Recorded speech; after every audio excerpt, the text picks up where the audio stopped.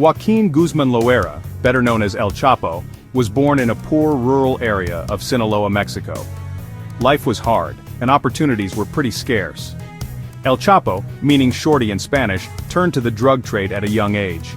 He started small, just working for local traffickers, but his ambition, and honestly, his ruthlessness, quickly propelled him through the ranks.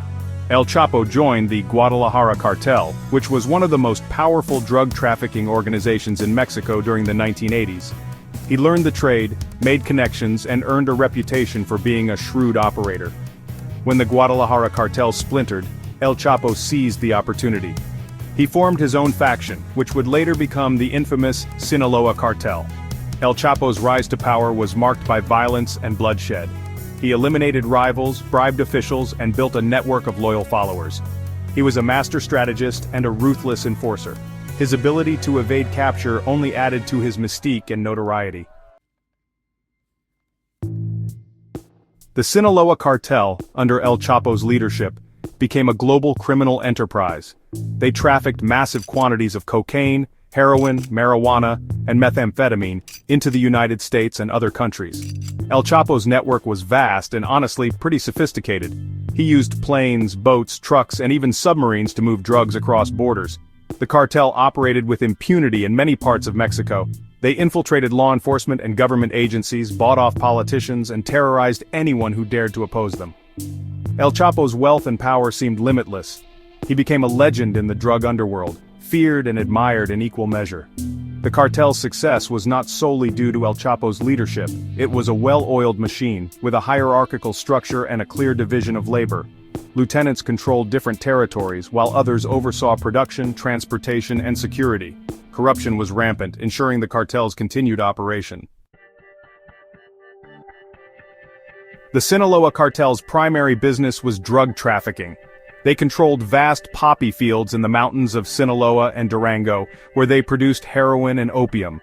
Cocaine was imported from Colombia and other South American countries, then smuggled into the United States through Mexico. The cartel's reach extended way beyond drugs.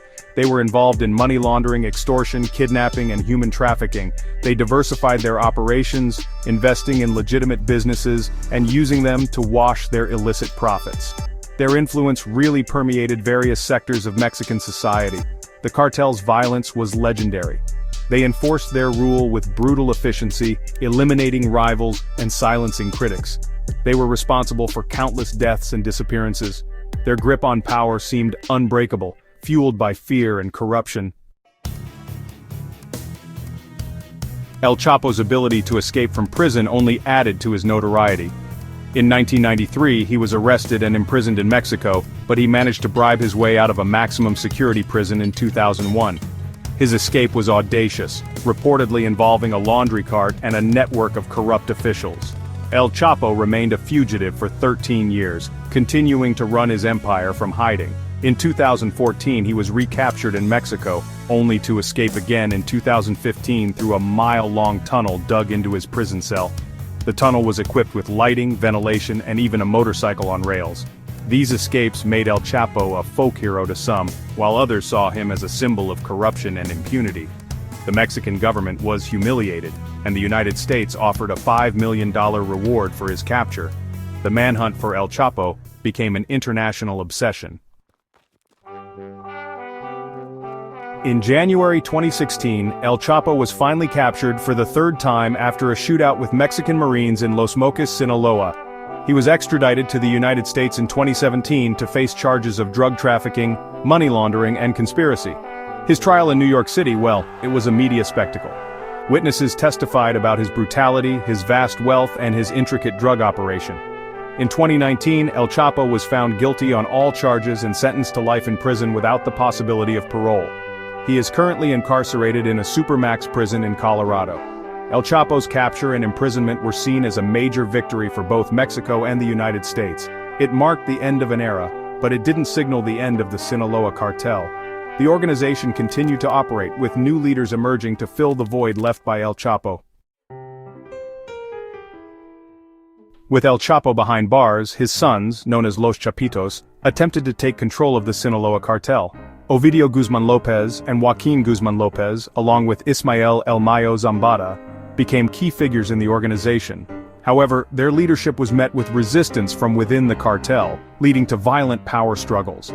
The cartel fractured, with different factions vying for control of lucrative drug trafficking routes and territories. This internal strife led to an increase in violence in Mexico. The Chapitos, despite their attempts to consolidate power, faced increasing pressure from Mexican and U.S. authorities.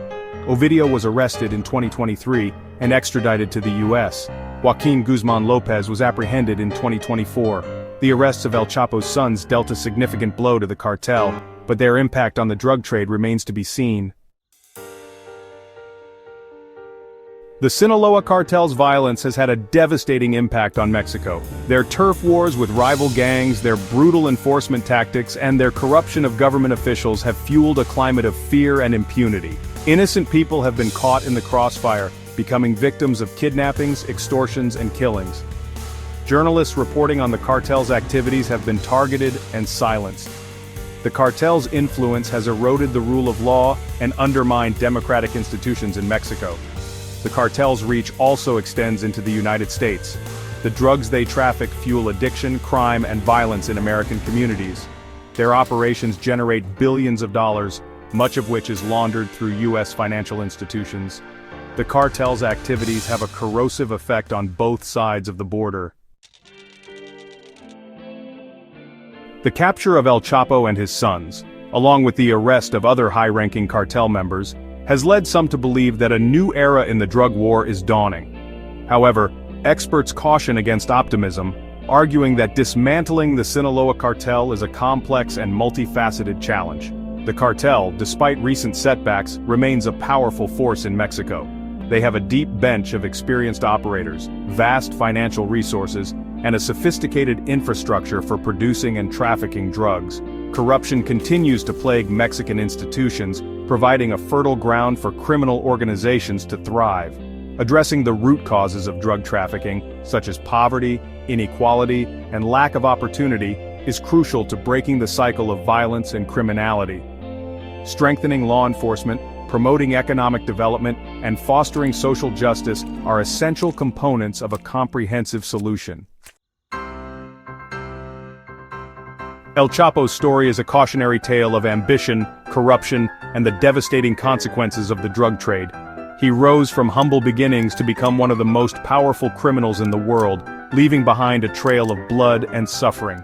His legacy is a stain on Mexico, a reminder of the challenges the country faces in combating organized crime and building a more just and equitable society. His capture and imprisonment, while significant, represent only a small victory in a long and difficult struggle. The fight against drug trafficking must continue, with unwavering determination and a commitment to addressing the root causes of this complex problem. Only then can Mexico hope to break free from the grip of organized crime and build a brighter future for its people.